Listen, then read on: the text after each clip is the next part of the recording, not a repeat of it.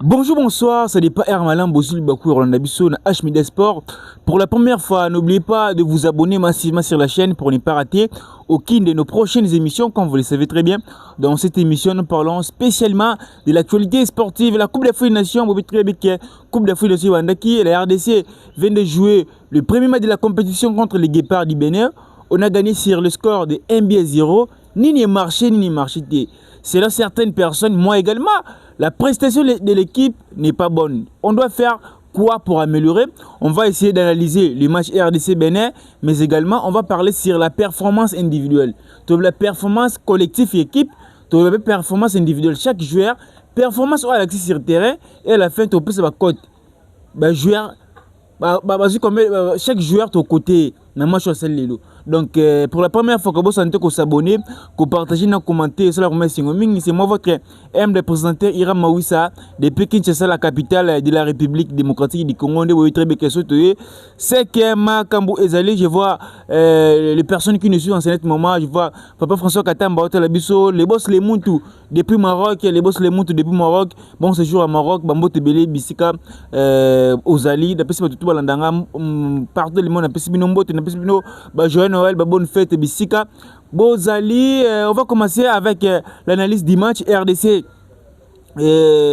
Bénin. Certes, on a joué les premiers matchs de la compétition, on a gagné, c'est le plus important dans une compétition. C'est les matchs qui vont nous donner le bien de la compétition.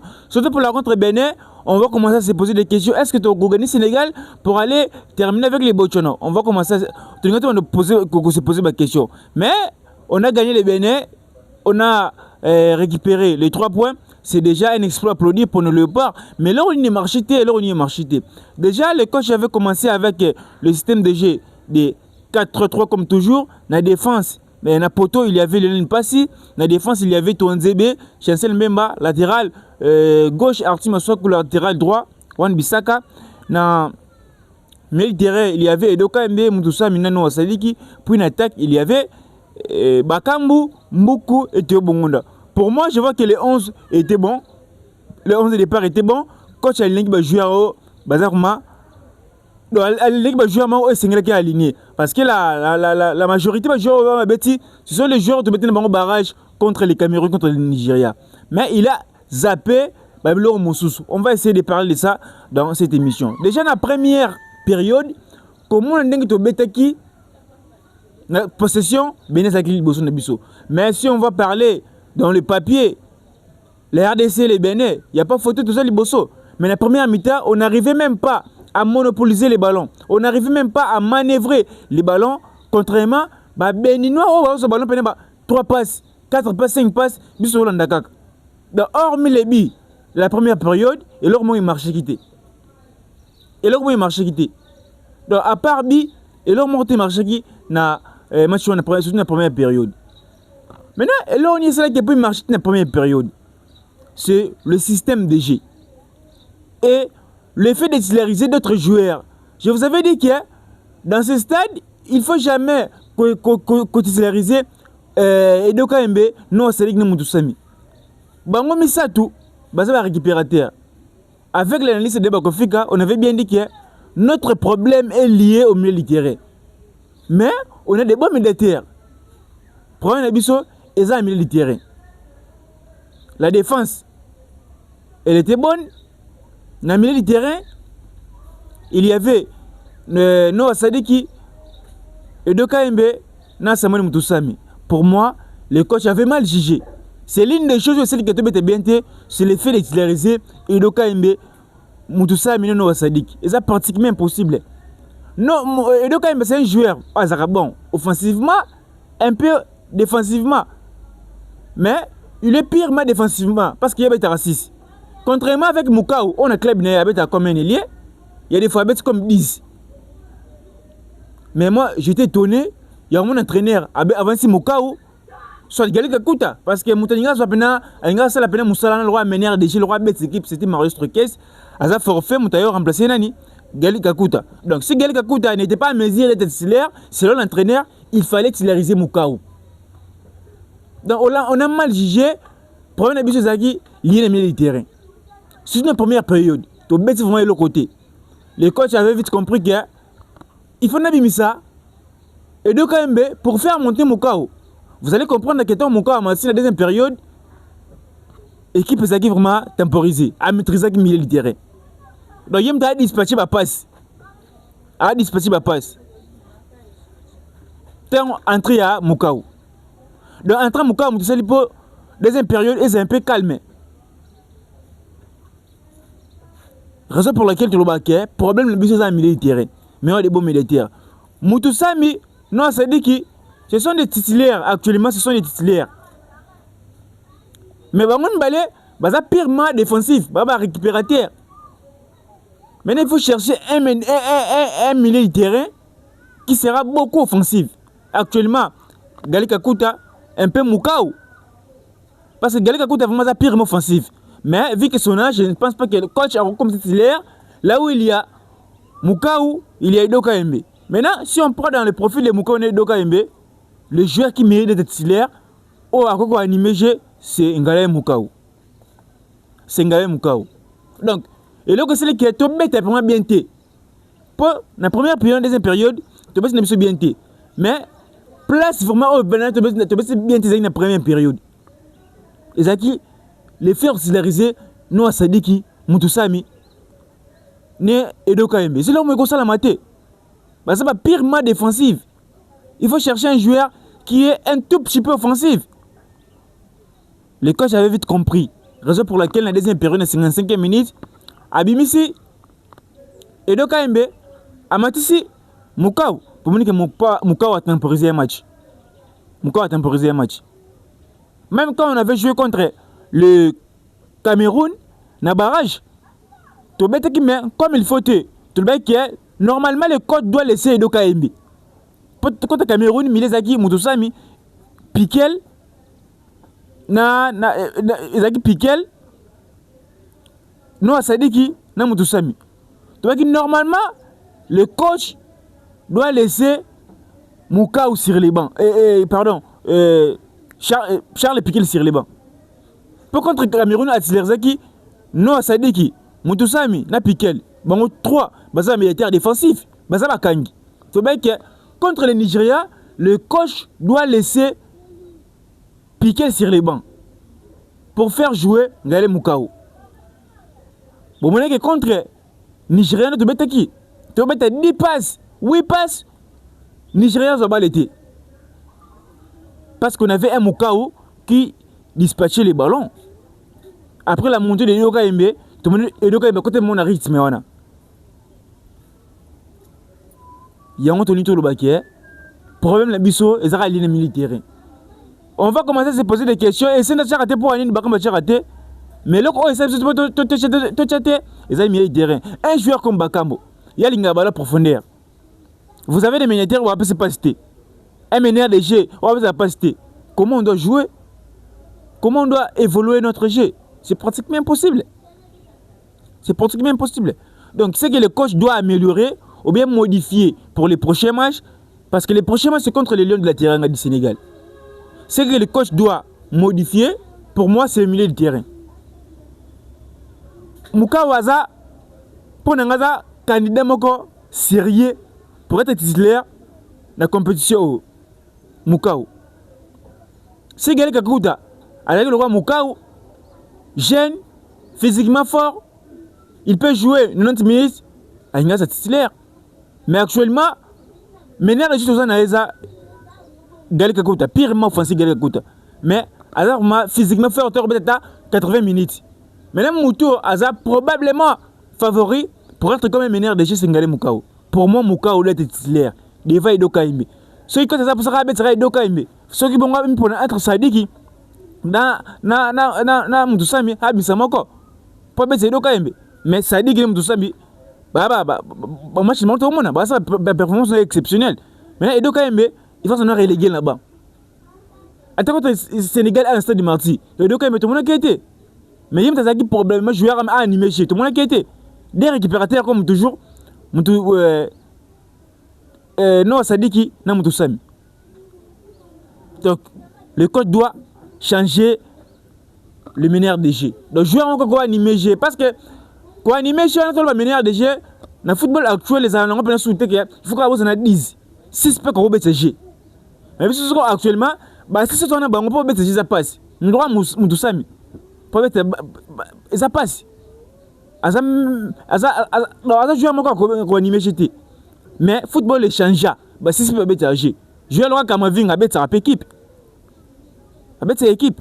Mais si on tout ça peut mettre équipe à côté. Mon cas c'est un 6, mais tout ça il va mettre 10 parce que asa bon offensivement contre ndemo kana na Kamavinga. Même profil que Kamavinga, jouer ma Kasarbaline. C'est ça. Donc Moukao mérite d'être titulaire de la section congolaise. Moukao mérite d'être titulaire de la section congolaise. Surtout dans la prochaine match de Tikaline, match autobag et match contre Sabiso dans la compétition. Mais coach Amoni, il doit directement changer pour éviter la deuxième erreur contre le Sénégal.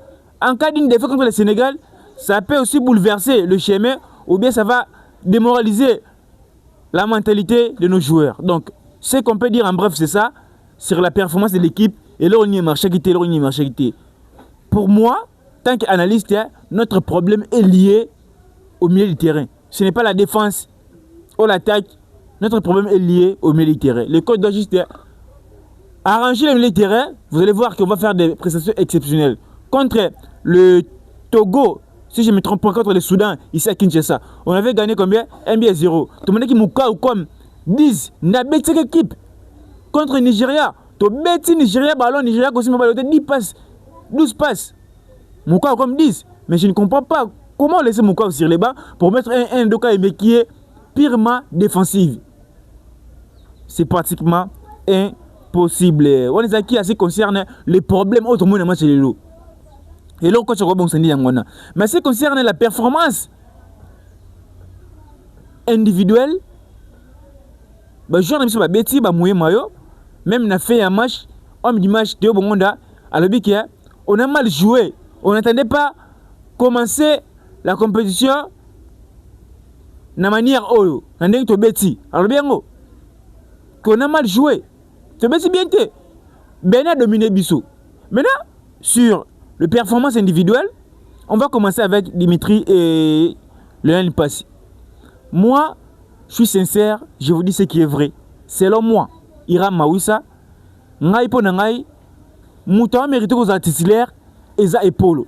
Ce qui quand tu remontes que Epolo, Kaina Liboso, bien avec nous match belete, à son expérience pour la sélection congolaise, moi tout j'ai été, mais faut que tu as failli. Pour ne rappeler un pas si fou na fou. Mpasi pena boli misanga soza de kompas otala ngato linga mpasi ngafuma on a moni match lelo contre Sénégal si Kideba a une bonne vision il peut laisser mpasi pour mettre même pour le même Fayoulou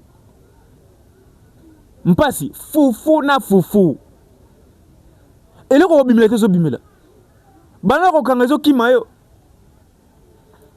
balo ko chama boko ngo obi ke biloko wana na tele pena mpasi ya mandeni. Baloso ba joueur ça a frappé na licarne il faut au kangama o chama boko na si yo tika so bale ko de chobobi pour na pas ça mérité té titulariser un joueur et ça lié na temps de jeu na performance dans le club naïe pas si ne joue pas avec son club, c'est ça aussi le problème. Tout le monde qui pas ça limité. On cherchait à avoir un gardien très performant qui est fort dans son club. Oazoyamba, tout de suite Polo. Si vous doutez de Polo, mieux vaut utiliser Fayoulou. Je vois les gens et les dirigeants, ceux qui penalty et Fayoulou. Tout est Polo. Ce que ceux qui ont gagné 1-0 et qui peuvent faire aussi penalty. Bon, mais ça ne passe si beaucoup de ça. Et Polo, Fayoulou, on la penalty, après aussi passe. C'est pratiquement impossible. On doit directement aligner un gardien qui est fort dans les tirs au but, qui est fort dans le duel aérien. Ouais, ça parfait dans tout. Je mets trop dans le nègre. Tu as gardé oh, ceux qui ont penalty, tu as gardé oh, pour te garder oh, ils ont raté. Ouais, ça va vraiment pas. Tout le monde tu as gardé mon ça performant à tout près dans Nyoso. Et Polo, ça près dans Nyoso. Il est fort dans les tirs au but. Ayambara bien. Il a atteint des jeux. Il y a encore Timothy Fayoulou. Il a atteint des jeux. Ayambara bien. Il a fort dans la penalty. Pour moi, Léon Passy, il faut sa deuxième gardien, à troisième gardien. Surtout là, certains déjà, il faut sa troisième gardien. Pour n'en pas si à Seringate. Kolenga les gens qui sont bimila aïe aïe aïe aïe. Donc n'a pas tenu na kolo bela pour n'en vraiment faut coach ba leçon contre Sénégal ba chananité. Ba Sénégalais va frapper à Misika. Tout le monde qui va frapper tout passe au Kangate ils qui maïna beaucoup. C'est un danger, il faut voir déjà le danger na Musika. Donc pour n'en pas qui nani au mérité que ça clair. Na défense tonze be chez memba, défense elle est bonne. Défense c'est ça bon. Bissaka, défense c'est ça bien latéral gauche, latéral droit, latéral gauche. Maswa quoi comme ko arranger, tout le monde qui est alors ça ba centre, ba Koufran les a bien. Mais Arsi Maswaku, il est fort offensivement, défensivement zéro. Contre les Sénégal, mieux vaut Yoris Kaimbi. Mieux vaut Yoris Kaimbi. Certes, Maswaku commence à faire de belles performances, mais contre les Sénégal, mieux vaut Yoris Kaimbi. Moi je suis clair, hein. Moi je suis clair. Beaucoup de gens contre les Sénégal, Yoris Kaimbi, Maswa côté. La défense c'est bien, même à Touanzebe, Bissaka, mais Arthur Maswa côté, Yoris Kaimbi. On a cherché un joueur qui est fort, défensivement, offensivement. C'est une compétition, on joue le bateau, gardien, pénètre, à tirer. Joueur au hasard, en terrain, tout le bagarre qui est touché, pas ça, bon, on va coup franc, à ça bien offensivement. Non, on doit chercher un joueur qui est bon, offensivement, défensivement. Yoris Kaimbi, à ça, joueur au titulaire, Liboso, Yarti Maswaku. Je vous dis ce qui est vrai. Quand tu m'as dit que moi, tu n'as pas Yarti Maswaku, tu coach Yoris Kaimbi. Pour te mener, tu dois te conserver, mais Yarti Maswaku, tu vas mener, bango va mener Sebiso, tout ça pour ça, tout ça, bloc, va te conserver, moi, bien, Biso Makwana, Yarti Maswaku, il était toujours offensivement. Il est, avec une touche, il est pas naé, il y aura 3 touches, 4 touches, après, il passe. Pour un défenseur, c'est très dangereux. Pour moi, Yoris Kaimbi mérite d'être là. Défense, c'est bien. Bissaka, Touanze, Memba, mais place, il y a Yoris, il y a Maswaku, mieux vaut Yoris Kaimbi. Na milieu du terrain, il y a Alinaki, Samuel Moutousami, Edo Kaimbi, Noah Sadiki. Noah Sadiki, c'est un excellent. L'infatigable. Noah Sadik, c'est un joueur exceptionnel. Et ça, leur rôle baké, c'est un ami qui joue le rôle Noah Sadik. Na âge naé, na football aux là qui ça.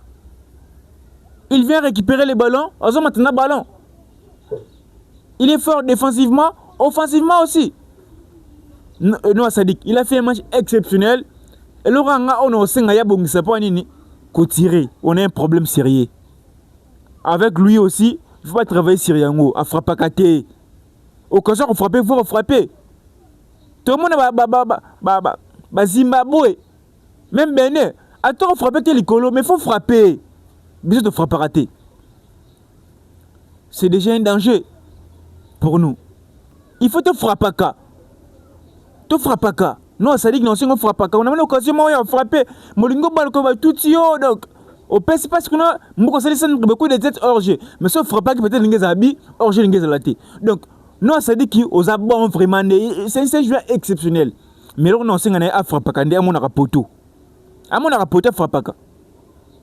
Sans frapper, à un joueur complet. Parce que à ça besoin récupérer même quand on a kebano beaucoup. Ce qu'on a âge le rosa là. C'est exceptionnel. Mais là que les gens ont frappé. To caractériser na niveau ba beaucoup dans ça là na niveau ya ba kebano ça va ko frapper non c'est dit qu'il était excellent ne ba de Tisuka na Samuel Moutousami lui également il était bon à ce match exceptionnel récupération à sa fort non c'est dit que Moutousami ba na récupération Moutousami c'est match exceptionnel maintenant Edo Kaimbi, pour Nanga, Azam a raté match à l'Elonisa Edo Kaimbi. A zappé match à l'Elonisa Edo Kaimbi. C'est un bon joueur que j'aime beaucoup, mais aujourd'hui il a zappé. A zappé le match à l'Elo Edo Kaimbi. Prestation à Ezakim moyenne. À cette première prestation encore, qui était comme ingité. N'attaque, il y avait beaucoup Bongonda et Cédric Bakambo. Nga pour Nangaï. Si j'étais à la place de l'entraîneur, selon mes analyses, il ne faut pas titulariser Bongonda Mbuku au même moment. Au même moment. Pour ata Bongonda qui est à gauche, Mbuku qui est à droite. Soit Mbuku qui est à droite, Bongonda qui est à gauche, Babette Rabiati. Bongonda va passer à gauche. Mais lorsque vous avez même Michel Ange Belekoucha, surtout M. Kelia, entraîne un peu de monde qui est équipe bénéfique. Pourquoi pas d'aligner même M. Kelia, Bongonda, ou bien M. Kelia, Mbuku. Bongonda et Bongonda Nambuku, Moka Fantanaban. Même contre le Nigeria, on avait fait des prestations exceptionnelles. Mbuku, c'est l'équipe prestation moins bien. Parce que les coachs avaient aligné M. Kelia na Mbuku. Droite, à droite, gauche, à droite. On va bien jouer. Mbuku, il y a des fois à droite, à gauche. Pour appeler ça passe, il y a un salaboy. Bah, il va botter les ballons. Bongonda, moi, Kikuna, donc, et ce Simbati. Ponanga. Contre le Sénégal, coach Fabien Tchamichak. Ce n'est pas l'ingénieur de Sipenga. Mais, droite à Zakuna, gauche à Zakoto. Et permettre à Mouton dans le Konae, on va bien jouer. Donc, Mbuku, il avait bien joué, mais le problème, c'est qu'il a dans le Kolo. Bongonda, il avait bien joué. Il avait marqué, donc, chapeau, vraiment, Mbote, Bissiko Zali, félicitations, Théo Bongonda. Mais coach Fabien sera le Kona. Avant ça, il y avait Sidi Bakambu. C'est dit, je ne sais pas si c'est la canne, ou je embrayé, ou bien c'est. Moi, c'est compliqué, mais selon mes analyses, il n'y a ni match, ni compétition, mais c'était le milieu du terrain. Milieu Nabiso, et aider vraiment, avant s'entraîner. Et aider vraiment, terrain Nabiso. Jouer le roi Bakambu, alors jouer à Malinga, la profondeur. Yeboche la Ekaka, en Okima. Au moins, bimoko action mon raté boué ou a frappé boué qui corner tout jeune bango. Bati la qui. Bisu faut rocher, tout chi la bango kaka. Je le rabaka je m'boche la raye kaka kimaka. Ah joueur monté, il faut y avoir Lucas té. Ah joueur monté, la profondeur. Tout ça na militaire au basela qui monté. Donc là ba prestation bakambu eza moyenne mais prestation na eza lié na militaire na biso parce que militaire na biso aider vraiment. Militaire Nabiso et aidé formaté. Wana ezali assez concerné la prestation, la performance individuelle de nos joueurs. Pendant le côté prestation de bango, sans compter les joueurs qui parce que les joueurs qui modifier un peu match, mon cas modifier match, mais pendant le 11 de départ, pendant ça côté na bango chaque joueur le gardien le passé, non PC 6. Pense à les clean sheet. Ce bâtiment a besoin de nous. Pense à Berer. C'est les Bénin, ce n'est pas le Sénégal. Ce n'est pas l'Algérie. Mais Berer trop. Ballon au Congo Kangaté. Ballon au Tchabo Kangaté. Donc, vu que tous les clean sheet bâtiment était à juste 6 demi.